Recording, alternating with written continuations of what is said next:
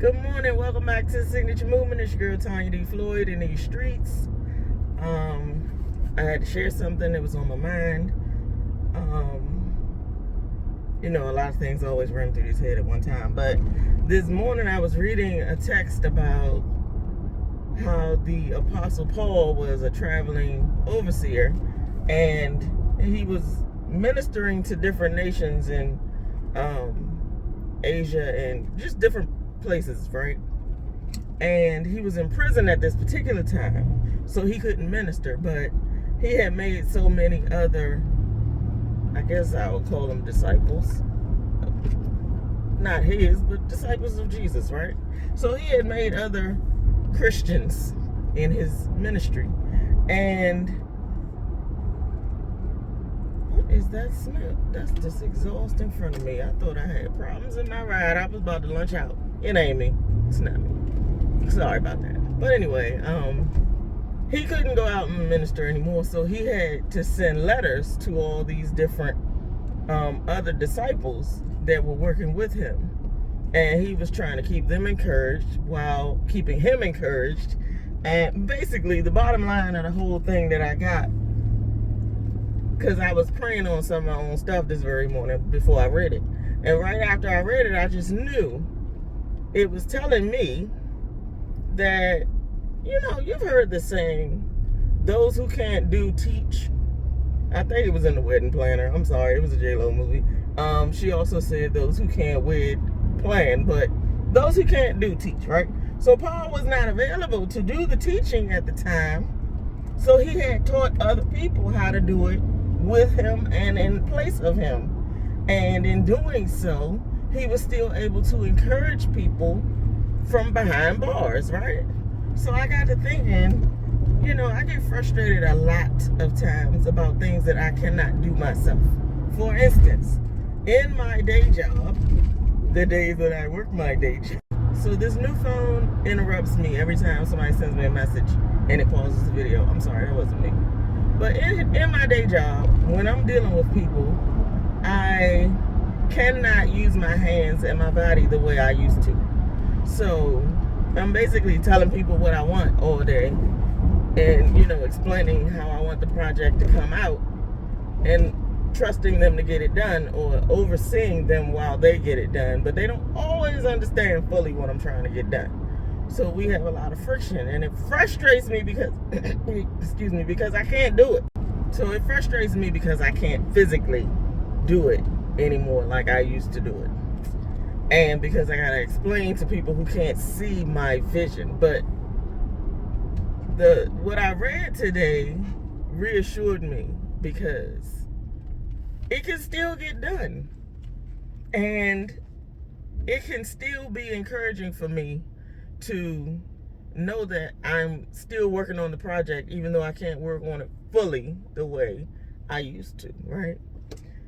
It also encouraged me because it told me that sometimes my place is not to be right there standing telling people do this, do that. But like, for instance, in these videos, I could be encouraging people without knowing them all over the place. It's like writing that letter and sending it out to people in faraway places and saying, hey, you can do this. You have something in common with somebody out there who has seen or done or heard or knows about blah, blah, blah. And we're sharing in that way with each other, right? And then it got me to thinking, like,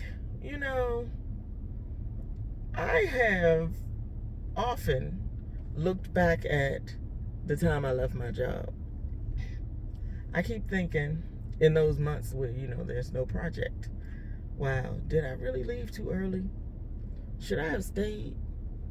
Why did I come up with this crazy idea to quit my job and go do something I had never done before?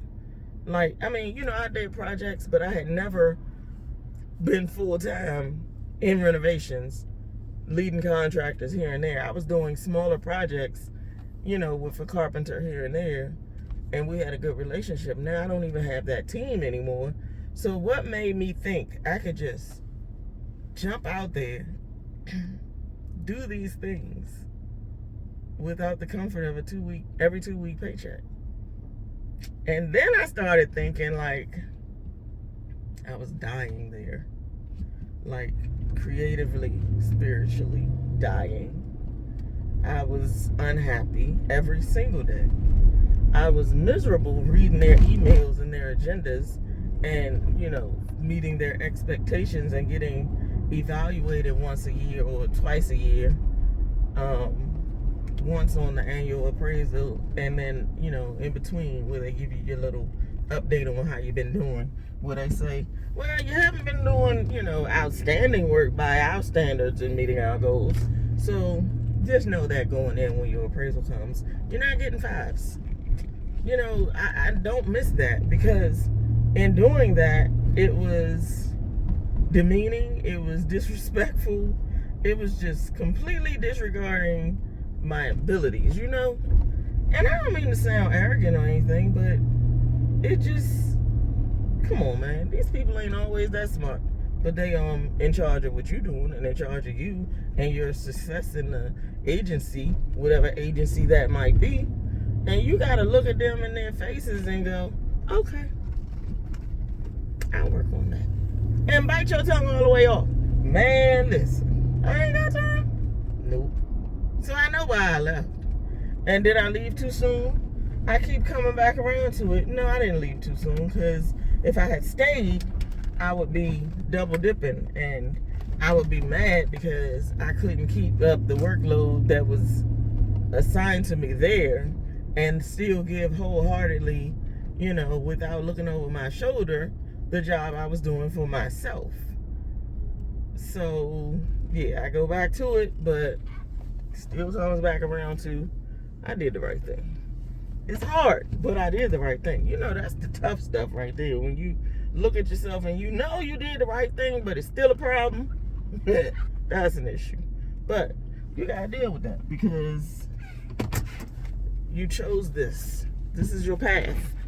No path is easy, especially not when somebody else designed for you that ain't never gonna let you succeed. That ain't for you. I wake up every morning delusional, going back to that other video. I go back because I was like, what is this crazy making that makes me get up every day optimistic, thinking I'm going to be all right and we're going to do these great things today, something going to happen. But I realize it's good, because I wake up joyful. I wake up feeling fulfilled. I wake up feeling accomplished. I wake up feeling like I have something to offer.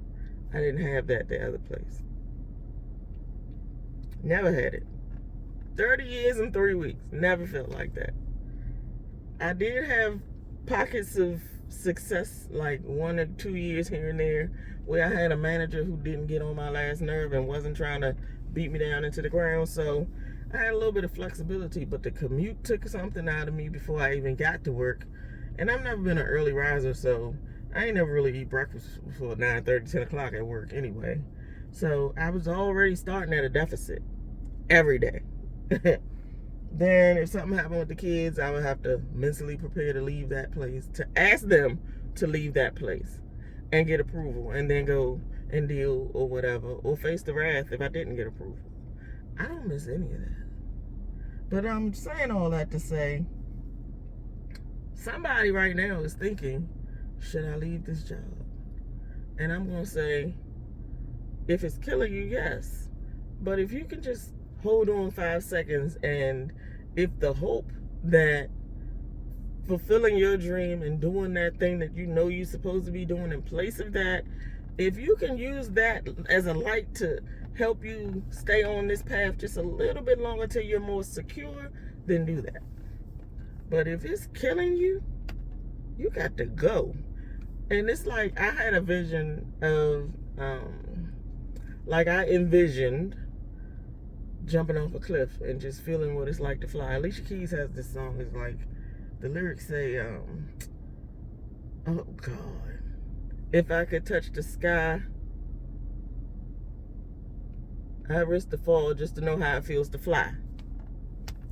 So it was like I envisioned that. Those words came back to me this very morning when I was doing all this thinking and reading.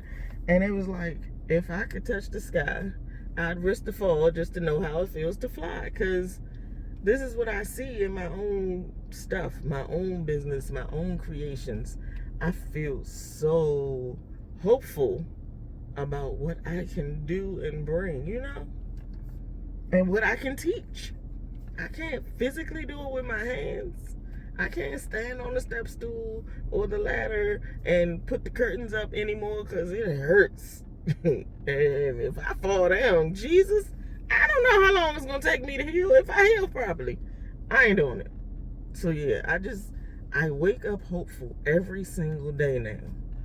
Even though I have certain things trying to crash all around me at different times. It's just worth it because I feel alive, and I can teach things that I know.